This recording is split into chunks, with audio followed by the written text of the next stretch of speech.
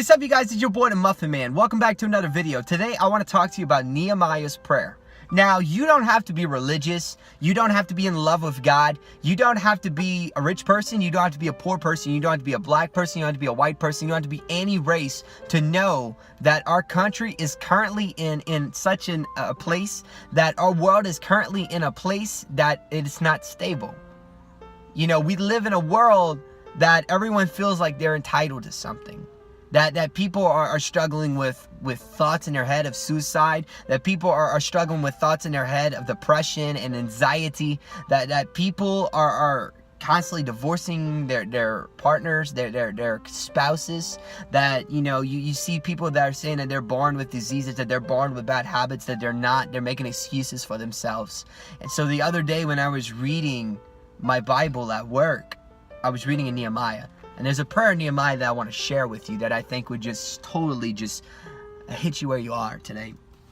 So it's in Nehemiah chapter 1, and it's starting at verse 5, and it says, "Then I said, Lord, the God of heaven, the great and awesome God who keeps his covenant of love with those who love him and keep his commandments. Let your ear be attentive and your eyes open to hear the prayer your servant is praying before you day and night. For your servants, the people of Israel, I confess the sins we Israelites, including myself and my father's family, have committed against you. We have acted very wickedly towards you. We have not obeyed the commands, decrees, and laws you gave your servant Moses. Remember the instruction you gave your servant Moses, saying, if you are unfaithful, I will scatter you among the nations. But if you return to me and obey my commands, then even if your exiled people are at the farthest horizon, I will gather them for there and bring them to the place I've chosen as a dwelling for my name. Then you are the servants and your people who are you redeemed by your great strength and your mighty hand. Lord, let your ear be attentive to the prayer of this your servant and to the prayer of your servants to delight in your revering name. Give your servant success today, but grant him favor in the presence of this man." See, that's Nehemiah's prayer right there. Nehemiah is saying, Lord, you keep your command. Lord, you keep your promise. Lord, you keep your decrees to the ones that love you. God, you do not pour your love away from the ones that love you. He continues to say, we acted wicked towards you. And then he doesn't call out the ones that are acting wicked, but he includes himself. Lord, I've acted wicked with the others. Lord, I've done things that did not own up to your rules. Lord, I've done things that have broken your rules. And guys, I believe today that this is the state that our world is in. See, we were founded as a Christian nation, one nation under God. And we just been breaking away from those roots lately. See, God is light. And this world is in darkness right now because we have pulled away from the light. See, without light, with an absence of light, there is darkness. We use light to see in the darkness. We don't have light, how can we see? See, we're blinded today.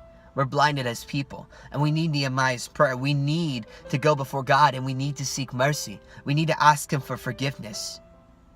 See, we live in a world today that racism is high. The racism is rich.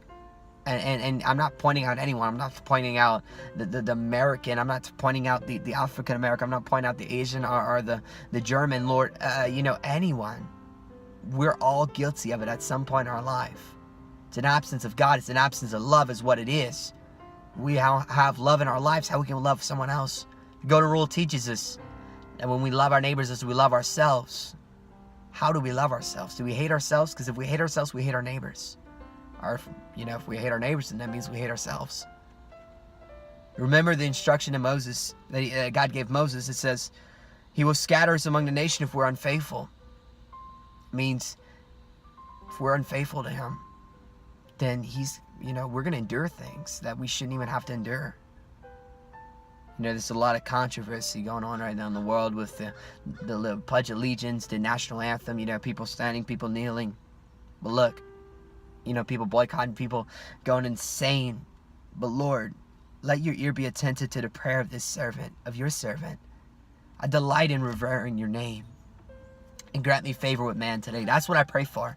I pray for this video. I pray that this video, Lord, that you would just give me favor with man.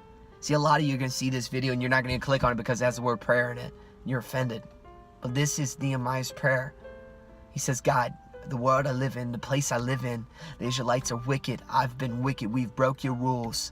God, you've said that you will not pull your love away from those who love you and are faithful to you. Guys, we got to be faithful and we got to love. I know it's hard sometimes to trust in someone, that you can't see, but yet we trust in our role models. We trust in people that we idolize like celebrities, but we've never met them. We do these things all the time.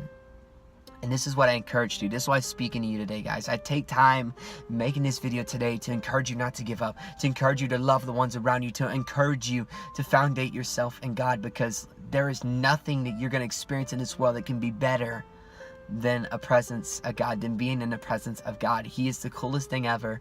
He is the most amazing thing ever. And I challenge you so much. If that's something you want to do today, then find you a church around you.